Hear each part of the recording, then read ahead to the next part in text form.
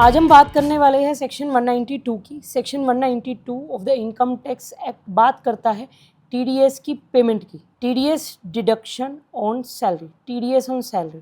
सबसे पहला पॉइंट आता है कि सैलरी जब दो पर्सन्स के बीच में एम्प्लॉयर और एम्प्लॉई का रिलेशन होता है तो सैलरी के ऊपर टीडीएस कटता है, सैलरी के ऊपर टीडीएस कटता है। दूसरी बात, टाइम ऑफ डिडक्शन, सैलरी के ऊपर टीडीएस कब कटता है? जब सैलरी पेड होती है, at the time of payment of salary.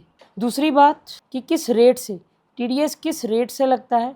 TDS जो लगता है वो स्लैब रेट के अकॉर्डिंग लगता है। आप सभी को पता होगा कि अब जो स्लैब रेट आ चुकी है वो न्यू टैक्स रिजीम और ओल्ड टैक्स रिजीम के अंदर आ चुकी है। न्यू टैक्स रिजीम में 0 to 4 no tax, 4 to 8 lakh 5% का टैक्स, यही जो हमारी है न्यू टैक्स रिजीम है। मैं जल्दी से यहाँ पे न्यू टैक्स रिजीम लिख देती हूँ। और एम्प्लॉय को जब भी अपना टीडीएस कटता है तो उसे कंपनी को डिक्लेयर करना पड़ता है कि वो न्यू टैक्स रिजीम में जाना चाहता है या ओल्ड टैक्स रिजीम में जाना चाहता है। अगर वो कुछ बताता नहीं है तो एम्प्लॉयर बाय डिफ़ॉल्ट जो है वो न्यू टैक्स रिजीम के अंदर ही आपका टीडीएस काटता है।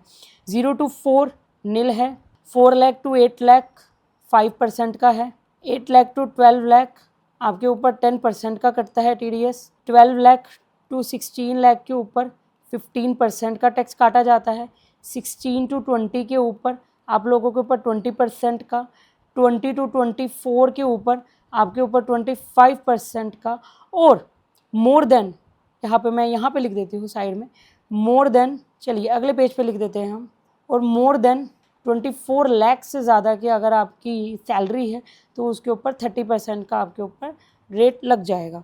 तो टीडीएस जब भी काटा जाता है इन सैलरी के ऊपर तो वो इसी स्लैब रेट के हिसाब से काटा जाता है।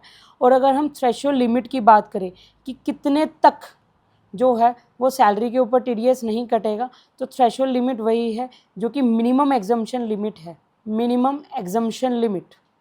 Exemption limit in slab, that is 0 to 4 कोई टैक्स नहीं है।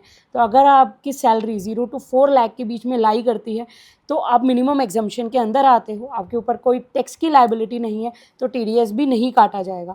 लेकिन जैसे ही आपकी सैलरी 4 लाख को एक्सीड कर जाती है तो एम्प्लॉयर पूरी की पूरी आपकी सैलरी को कैलकुलेट करेगा according to the slab rate, देखेगा कि आपके ऊपर टैक्स की लायबिलिटी बनती है या नहीं बनती है, और अगर बनती है तो उसी के अकॉर्डिंग आपका टैक्स काटा जाएगा। लेट सपोज आपकी जो सैलरी है, मैं एक छोटा सा एग्जांपल देती हूँ, आपकी सैलरी जो है वो 30 लाख रुपीज़ की है, आपके ऊपर टैक्स को अगर देखा जाए आफ्टर ऑल डिडक्शंस तो 4,80,000 का टैक्स बनता है इन न्यू रिजीम।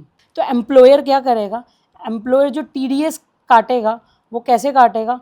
4,80,000 रुपीज़ जो टैक्स बना है उसको 12 से डिवाइड करके 40,000 रुपीज़ जो है वो हर महीने जो है वो डिडक्ट करता रहेगा अपनी सैलरी में से। तो सैलरी अल्टीमेटली इन हैंड कितनी आएगी? सैलरी इन हैंड 30 लाख को भी अगर हम पर मंथ के हिसाब से डिवाइड करें तो salary in hand per month जो आपकी आने वाली थी वो आने वाली थी 30 लाख डिवाइडेड बाय में 12, दैट इज़ 2,50,000 रुपीज़। लेकिन अब सैलरी आफ्टर टीडीएस आपके हैंड में कितनी आ जाएगी? 2,50,000 की आपकी सैलरी थी, 40,000 का टीडीएस आपके ऊपर लग चुका है पर मंथ का, तो 2,10,000 की आपको जो है वो सैलरी इन हैंड आ रही है। ठीक है, तो इन शॉर्ट सैलरी के ऊपर उसी तरीके से टैक्स कटता है जिस तरीके से टैक्स को कैलकुलेट किया जाता है।